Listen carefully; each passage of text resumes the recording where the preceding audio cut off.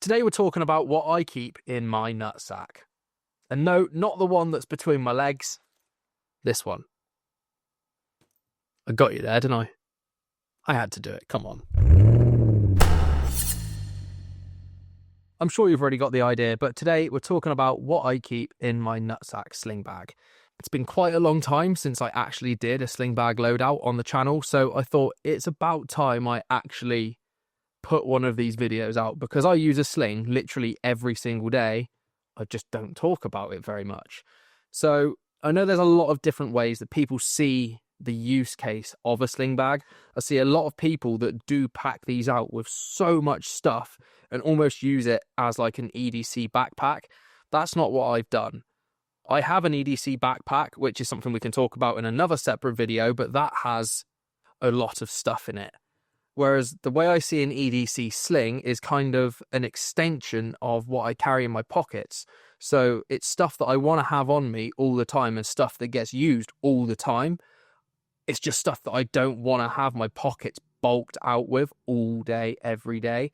So being able to get that stuff out of the pockets, stick it in a sling bag, sling it over your back and just get on with your day, but still having the stuff with you and not really feel like you're carrying it is such a good idea. So first things first, of course, we need to talk about the bag itself. This is the Nutsack Speed Sling, and honestly, it's my favourite sling bag that I have ever used. First off, we'll talk about the price, because that's always a controversial topic when it comes to some stuff. Especially stuff like this, where it's actually quite expensive. This bag is £150. Might be a little bit more in dollars, but I see things in pounds because I'm in the UK. But with that £150 price tag comes probably the highest quality sling you're ever going to use that is made out of something that's not like X-Pack material. The build quality and attention to detail on this bag is incredible. There's not a single thing out of place.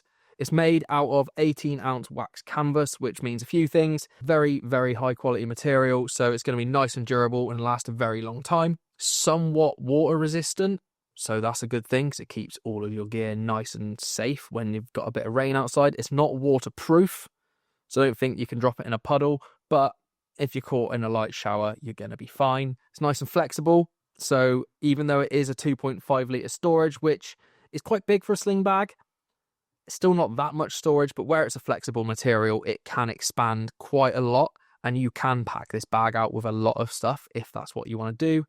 And if you're like me and you're a sucker for patina, wax canvas over time patinas and starts to look really cool. It comes in a few different colours. This is the tan colour or brown. You've also got red, blue and black all wax canvas. You've got leather accents all over this bag, from the little Nutsack logo on the front, which I think is quite cool. And then all the zipper tabs are leather as well. It's all full grain leather, so nice and high quality, and that will also patina. The zippers themselves are YKK zippers. Don't need to say anything else about that. They're like one of the best zip manufacturers there is. On the back of the bag, you'll see that it is actually slightly padded, which is really good because it means that it keeps your back from being like stuck and poked with all the stuff that you've got inside, and just makes the bag a lot comfier. And then you've got a built-in strap which can extend to a ridiculous size or can be actually quite tight depending on how fat or skinny you are. The strap itself doesn't have a quick release mechanism on it, so you do have to put it on over your head and take it off over your head. For some people, I know that's a problem. For me, I don't really care. It's still going over my shoulder. Doesn't make a difference. But it is sewn into the bag, so it's nice and sturdy. It's not going anywhere. Like, this is solidly in the bag. And then all the buckles on this are made out of metal, so they're nice and high quality too. On the strap, I always keep a alpaca gear hub clip. Honestly, they are just one of the most amazing things for storing your gear and being able to make things modular. And on here, this is where I keep my keys. Which brings me on to the sponsor of today's video, Key Unity. We all know how much of a pain keys are to carry with you in your EDC. They're loud, they're clunky, and they're just straight up annoying. But after loads of searching, I finally found a company that make carrying my keys a little less painful, and that is Key Unity. Key Unity create a wide range of products that are compact, smart, and multifunctional, ranging from anything from carabiners to key shackles and even micro pocket knives that are the perfect size to add to your keychain.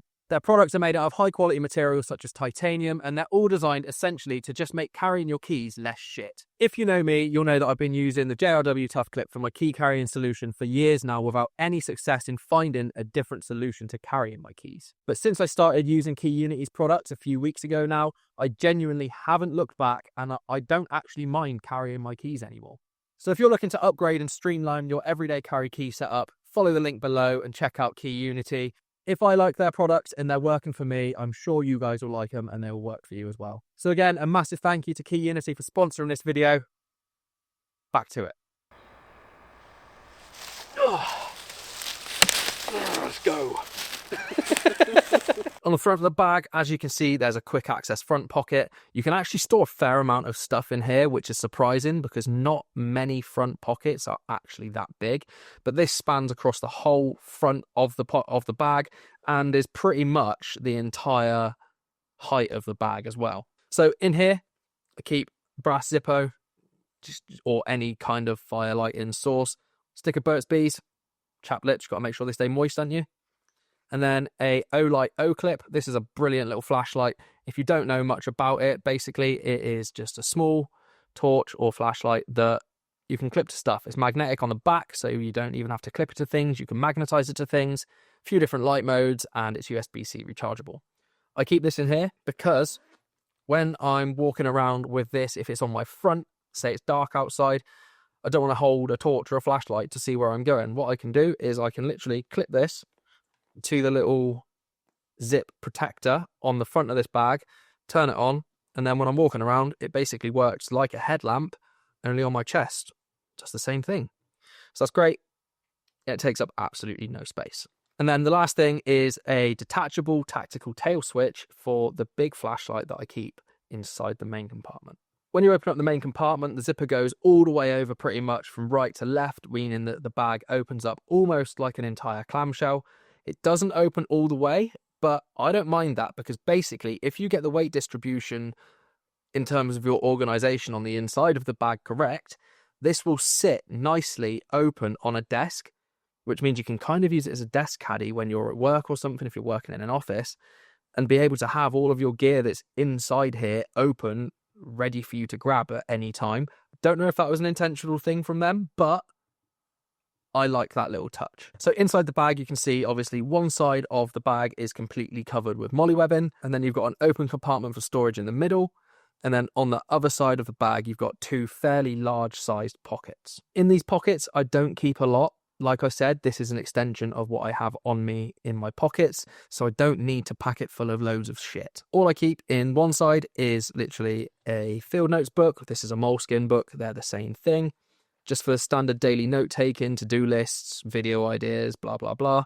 Next to that, I keep a Sharpie because it's always helpful to have a permanent marker on you for different things that you need permanent markers for. Behind them, just some plasters or Band-Aids if you're in America. And then on the other side, a portable charger. I have no idea what this portable charger is because I've had it for like 10 years and there's no branding on it. In the middle, I just keep my iPad mini. I don't know which one it is. I don't care which one it is. It does what I need it to do. That's not what we talk about on this channel. But that stays in there for whatever I need it for. And then on the back, obviously, I've got my Molle panel. The first thing that I keep on my Molle panel is my flashlight. I don't keep one in my pocket because they just annoy me. I don't use a big flashlight enough all day to justify keeping one in my pocket. I keep one on my keys, which is quite often on my belt if it's not on the sling bag. And that has my little Olight Eye Mini, which does the job for the majority of the stuff that I need to do throughout the day. This is more for when it starts to get dark outside or if I'm doing something that is in an actual dark area. This is the Wooburn X2 Pro.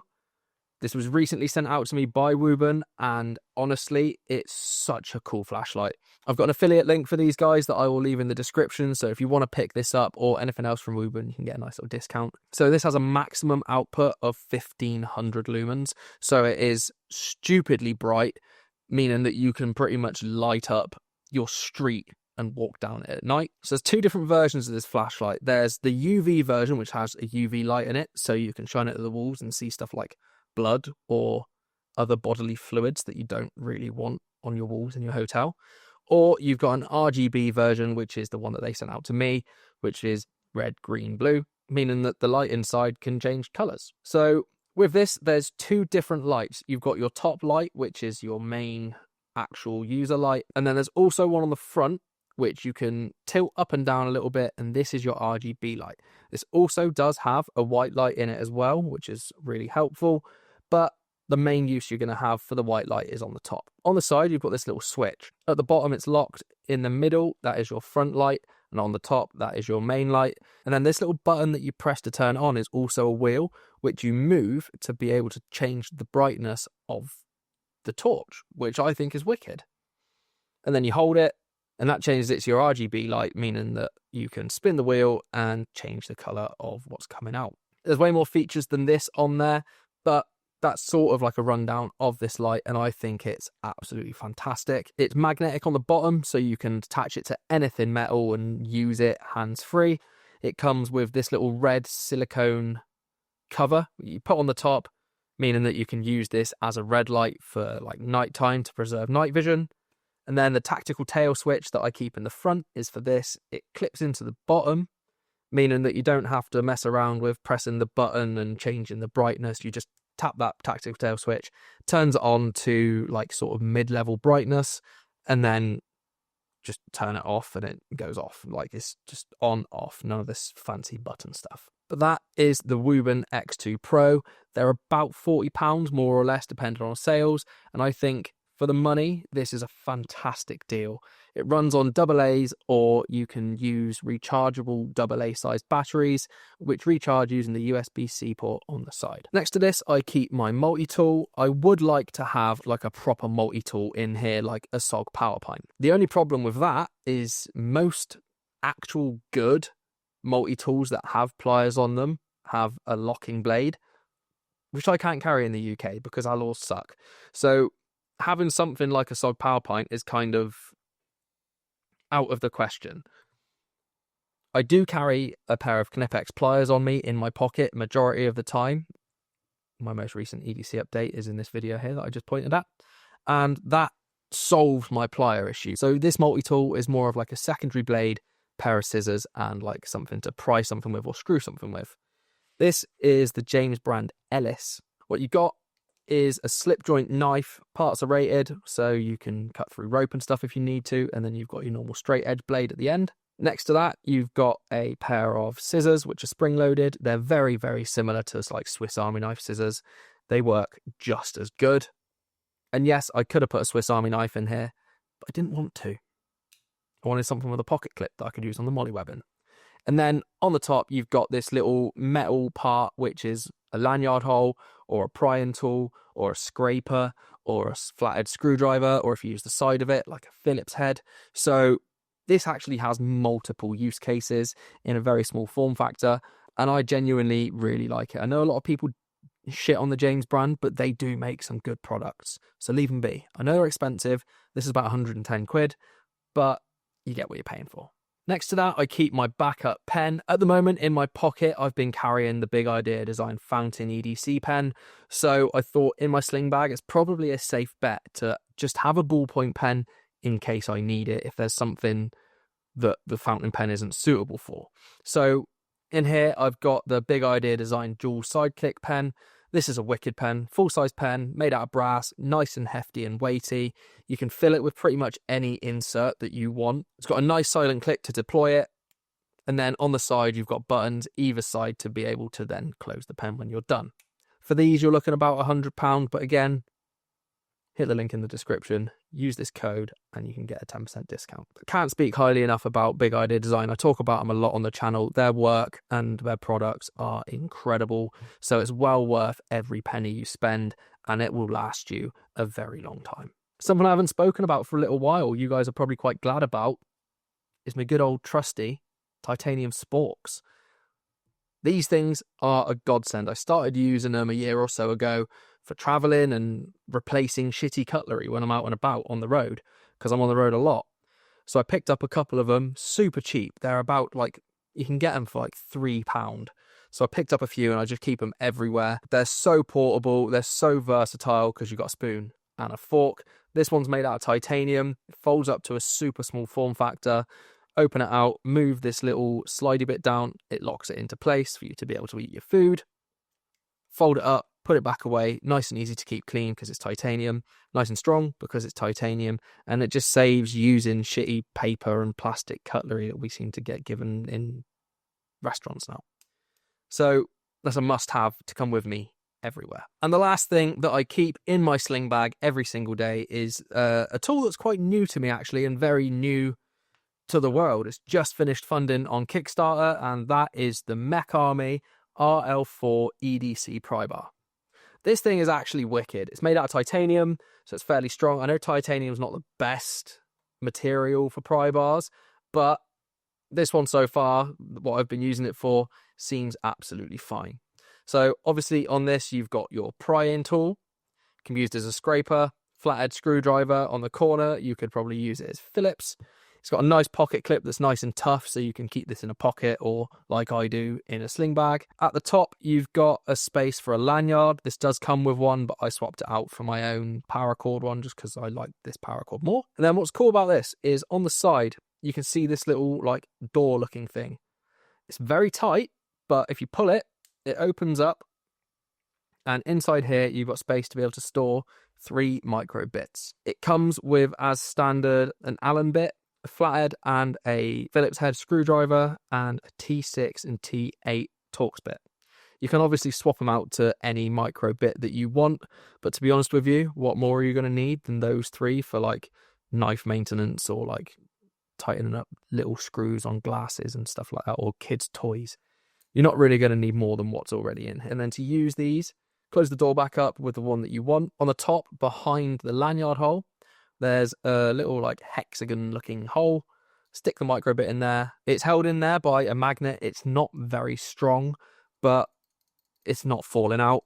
And then you just use it to do any screwing little tasks that you need. It's running at around $80. I'll leave a link in the description down below. I may have a discount for it for you, but I'm not 100% sure.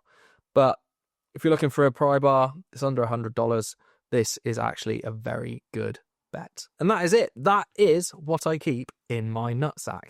Like I said, it is a very simple loadout, not too much stuff, just an extension of what I would carry in my pockets that I don't want to have cluttering up my pockets.